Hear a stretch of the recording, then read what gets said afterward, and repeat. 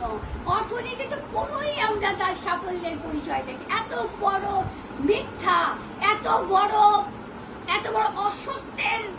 অসত্যের প্রলাপ কি করে একটা ব্যারিস্টার রুমিন ফারহান এটা বলতে পারলো আমার চিন্তার বাইরে। আমি একটি অর্থনীতির অধ্যাপক, আমি শুধু বলবো আজকে আমার বয়স 69 প্রায় 70-এর কাছাকাছি।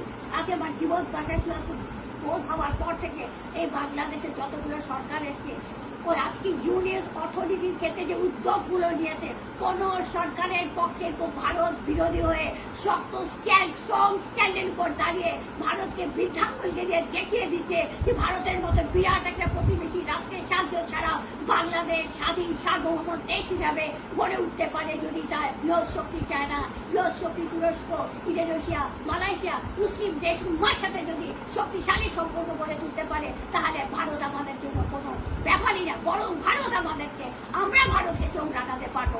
আজকে ইউনুসের অর্থনৈতিক যেভাবে সে তার যে হাসিনার একটা ধসে যাওয়া ভোগর একেবারে সর্বনাশ অর্থনীতির উপর ইউনুস এসে ক্ষমতা ধরে, সেইখান থেকে সে আসে আইএমএফের লোন শোধ করে, কাতারের তেলের টাকা শোধ করে, তার যে ভারত যেখানে তাকে বাংলাদেশকে ভারতে যাওয়ার রুগীদেরকে পথ ভিসা বন্ধ করে দেয়, ইউনুস তার নিজস্ব বুদ্ধিমত্তা বিভিন্ন ইউরোপিয়ান কান্ট্রিজের সাথে তার ভিসা সেন্টারগুলো বাংলাদেশে করার উদ্যোগ নেয় এবং সে সফল হয়। তারপরে আমাদের যেখানে ভারত যেখানে আমাদের আমদানি রপ্তানি ক্ষেত্রে বাধা তৈরি করেছে, সেটাকেও ইউনুস কলা দেখিয়ে আমাদের কার্গো এয়ারপোর্টের জন্য সিলেট বিমানবন্দরকে আলাদাভাবে এটাকে উন্নয়ন করার জন্য, উন্নতি করার জন্য স্টেপ নিয়েছে, কাজ করছে এবং অতি শীঘ্রই সেটাও চালু হয়ে যাচ্ছে। আজকে যদি এই উদ্যোগগুলো আমাদের, তারপরে আমরা দেখতে পাচ্ছি লালমনিরহাটে আজকে বাংলাদেশের সামরিক একটা ঘাঁটি তৈরির জন্য ইউনুস উদ্যোগ দিয়েছে, তিস্তা ব্যারেজের জন্য। আজকে তিস্তা ব্যারেজ যদি ইউনুস যদি সফলভাবে এটা চায়নাকে দিয়ে দিতে পারে, বাংলাদেশ বলবো আমি 10 বছর অর্থনৈতিক উন্নয়ন এগিয়ে দেবে। পুরো উত্তর অঞ্চলটা অর্থনৈতিক উন্নয়নের সবুজ শক্তি ভাসবে অদূর ভবিষ্যতে, কিন্তু ভারত এটা চাচ্ছে না। এগুলো তারপরে বাঁধবো আমাদের সমুদ্র দিয়ে চিরং বন্দর। আজকে চিরং বন্দরকে যদি আমরা বিদেশিদের হাতে পরিচালনার দায়িত্ব দিতে পারি, 10 বছর পর আমাদের দেশের মানুষ এই পরিচালনার দায়িত্বে দক্ষ হয়ে তারা বড় পৃথিবীর অন্যান্য দেশের বন্দর পরিচালনার দায়িত্ব ফার্ম করে দিতে পারবে। আজকে বর্তমানে চট্টগ্রাম বন্দর নিউমনি শুধু একটা টার্মিনাল, আরো অনেক টার্মিনাল আছে, একটা বন্দরের অনেক শাখা প্রশাখা আছে, অনেক কিছু আছে। আমরা সেই দিক দিয়ে অনেক পিছিয়ে আছি।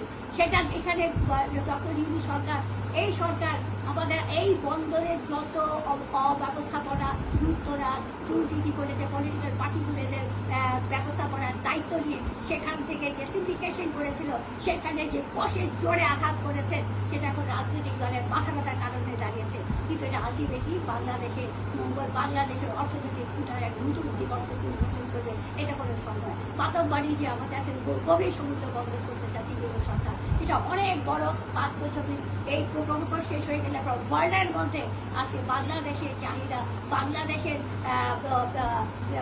এক্সপোর্ট ইম্পোর্টের ক্ষেত্রে এই বাতবাড়ি বন্দরের ভূমিকা একটা অতুলনীয় হবে, এতে কিছু বলার অপেক্ষা রাখে না। রুমিন ফারহান আর কি বলে, এরা কি করে রাজনীতি করে, কি করে এরা দেশ চালাবে, বিএনপি নেতারা কি করে এদেরকে নির্ভর করা যায়, যারা ইউনুসের অর্থনৈতিক পরিকল্পনা, ইউনুসের সাফল্যকে মূল্যায়ন করার মতো যোগ্যতা রাখে না, প্রজ্ঞা রাখে না। দেশবাসী কি করে এদেরকে একটা দেশ চালনার ক্ষেত্রে তাদের উপর নির্ভর করে, আমি বুঝে উঠতে পারি না।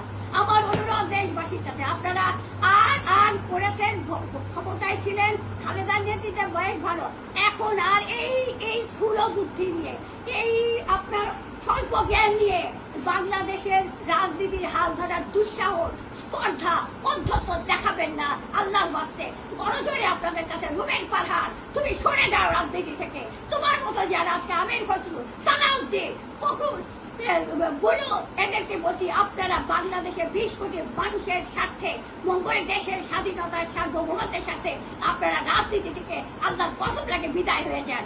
53 বছর আমরা খাবি খেয়েছি ভারতের